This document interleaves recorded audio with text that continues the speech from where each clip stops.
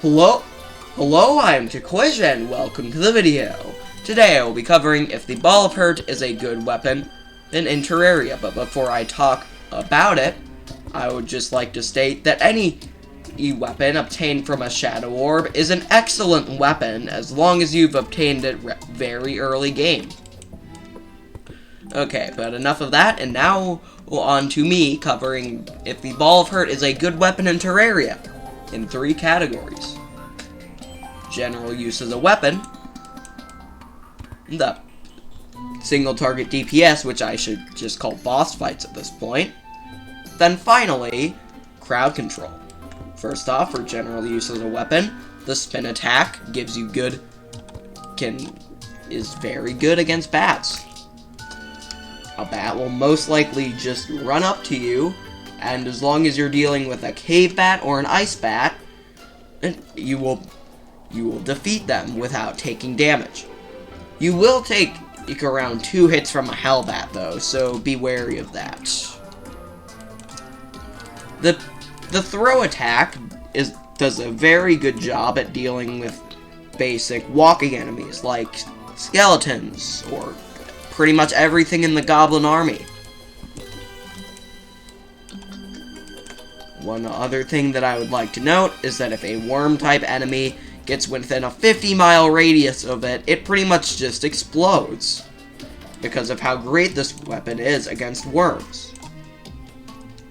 So next for boss fights, you'll see how this affects it, as the Ball of Hurt performs okay against the King Slime, slight under average against the Eye of Cthulhu for a Shadow Orb weapon, but obliterates the Eater of Worlds, like, completely and utterly. As long as you have full health and some armor that isn't bad and a Ball of Hurt, you can defeat the Eater of Worlds just by standing still. So, yeah. Other than that, it does under average against Skeletron, and it does horribly against the Queen Bee.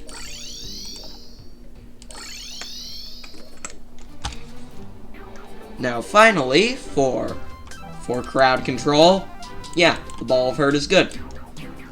As you would probably guess, since it's good against worm-type enemies, the Eater of Worlds, and that sort of stuff, it's also very good at crowd control.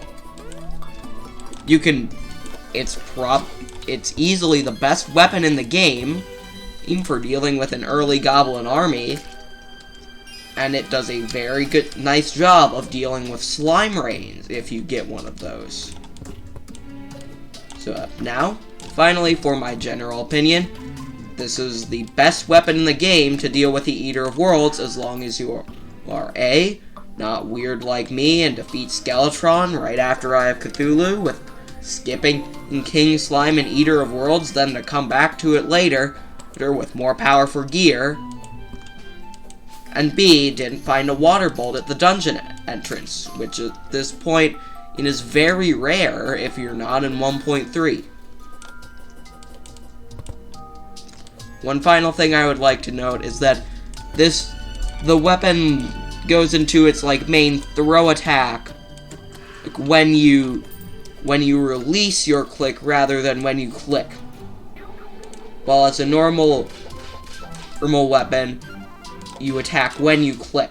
This is because you have the spin attack and the throw attack. And the throw attack happens when you stop the spin. Yeah, so I guess that's all I have to say for today. If you liked the video, subscribe if you feel that the Ball of Hurt is not a good option to deal with the Eater of Worlds, which would be a very odd thing to say because it is. Leave your opinion in the comments, and well, this is Takoish signing out.